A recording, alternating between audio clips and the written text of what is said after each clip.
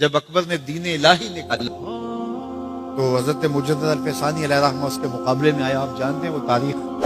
تو اس نے کہا تھا کہ السلام علیکم یہ مسلمانوں کا شعار ہے. تو ایک نیا لفظ لے کر آتے ہیں. جب بھی کوئی کسی کو ملے تو اس کو کہے اللہ اکبر, وہ بھی جواب میں کہے اللہ اکبر. یہ اپنی طرف سے وہ نئی چیز لے کر آئے. لیکن اسلام نے السلام علیکم کیوں رکھا ہے؟ تو اس کا ایک فلسفہ ہے. اور وہ کیا کہ جب کوئی مسلمان کسی دوسرے مسلمان کو ملے تو وہ کہے السلام علیکم. اس کا مطلب ہے تیرے اوپر سلامتی ہو. تو گویا وہ ضمانت دے رہا ہے کہ میرے بھائی تیری جان, تیرا مال, تیری آبرو, تیری عزت میری طرف سے محفوظ ہے. میں تجھے ضمانت دیتا ہوں سلام کی. اور وہ آگے سے کیا کہتا ہے؟ وعلیکم السلام. اچھا تو اگر مجھے ضمانت دیتا ہے تو تو میری طرف سے بے فکر ہو جا. تیری آبرو میری آبرو ہے, تیری عزت میری عزت ہے, تیرا مال میرا مال ہے, اس لیے میری طرف سے تجھے کوئی فکر نہیں ہوگی. اب ایک دوسرے سے انہیں خطرہ نہیں ہونا چاہیے. ایک دوسرے کو ضمانت دے چکے ہیں, عہد کر چکے ہیں.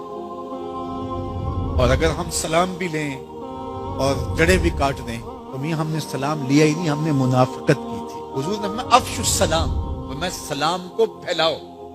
یعنی سلام کو پھیلاؤ گے تو امن پھیلے گا. سلام سلامتی سے ہے, یہ آپ امن دیتے ہیں. ہارون الرشید کے زمانے میں ایک شخص کو سزائے موت کا حکم ہو گیا. تو اس قیدی سے پوچھا سزائے موت سے قبل تیرا آخری حق ہے.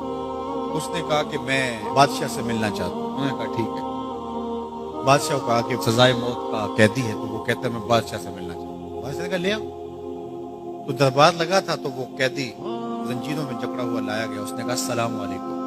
بادشاہ نے کہا وعلیکم السلام. آخری خواہش پوری ہو گئی. جلاد لے جانے لگے, قتل کرنے لگے. کہا تو مجھے قتل نہیں کر سکتے. کہا کیوں؟ کہا بادشاہ نے میری ضمانت دے دی ہے, مجھے آزاد کر دیا.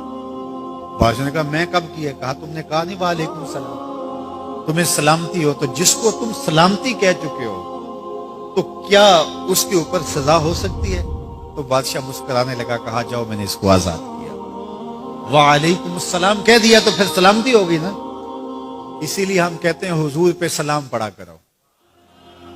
حضور پر جب سلام پڑھو گے تو حضور بھی سلام کا جواب دیں گے. وہ کسی شاعر نے کہا تھا, وہ شعر پتہ نہیں وزن میں ہے کہ نہیں, لیکن شعر مجھے بڑا اچھا لگتا ہے کہ درود پڑھنے سے ثواب ملتا ہے, سلام پڑھنے سے جواب ملتا ہے. درود پڑھنے سے ثواب ملتا ہے, سلام پڑھنے سے جواب ملتا ہے. تو ہمارے جو لفظ ہیں ان لفظوں کے پیچھے ایک فلسفہ ہوتا ہے. تو فرمایا المسلم من سلم المسلمون من لسانہ و یدہ.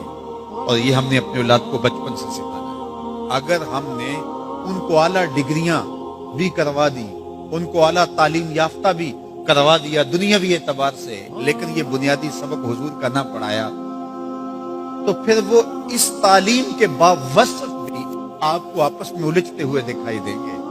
اعلیٰ ڈگریوں کے باوجود بھی آپ ایک دوسرے کا گریبان ان کو نوچتا ہوا آپ دیکھیں گے, اس لیے کہ انہوں نے اسلام کا یہ بنیادی سبق تو ماں کی گود سے پڑھا ہی نہیں ہے. یہ پڑھانا ہے کہ مسلمان وہ ہوتا ہے جس کے ہاتھ سے اور جس کی زبان سے دوسرا مسلمان محفوظ ہے. مجھے بتاؤ, جس کو یہ سبق اس کی ماں نے پڑھایا ہو, جس کو سبق اس کے باپ نے پڑھایا ہو, تو وہ کسی مومن کی ماں کو گالی دے سکتا ہے, کسی کے باپ کو گالی دے سکتا ہے, کسی کا گریبان پکڑ سکتا ہے, کسی کو تھپڑ مار سکتا ہے, کسی پہ زیادتی کر سکتا ہے؟ کبھی نہیں کرے گا. اس لیے کہ اس کو حضور کا فرمان یاد ہے کہ مسلمان ہوتا ہی وہ ہے جس کی زبان اور ہاتھ سے دوسرے محفوظ. ہم نے یہ سیکھنا ہے اور اپنے عمل کے اندر اس کو داخل کرنا ہے کہ ہمارے رویے اتنے خوبصورت ہو, ہمارا طرز زندگی اتنا خوبصورت ہو کہ ہمارا پتہ چلے کہ ہم حضور کے غلام ہوتے. ہمیں خوبصورت رویوں کا درس دیا گیا ہے, ہمیں خوبصورت رویوں کو اختیار کرنے کی تعلیم دی گئی ہے.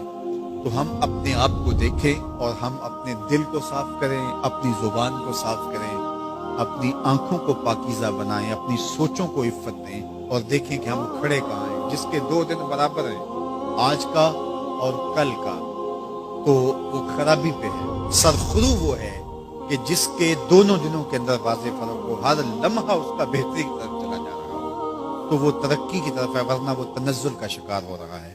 تو ہمیں یہ سبق دیا گیا کہ قد افلح من تزکا, کامیاب وہی ہوا جس نے اپنے من کو ستھرا کیا, اپنے باطن کی صفائی کی, اپنے اندر کو پاک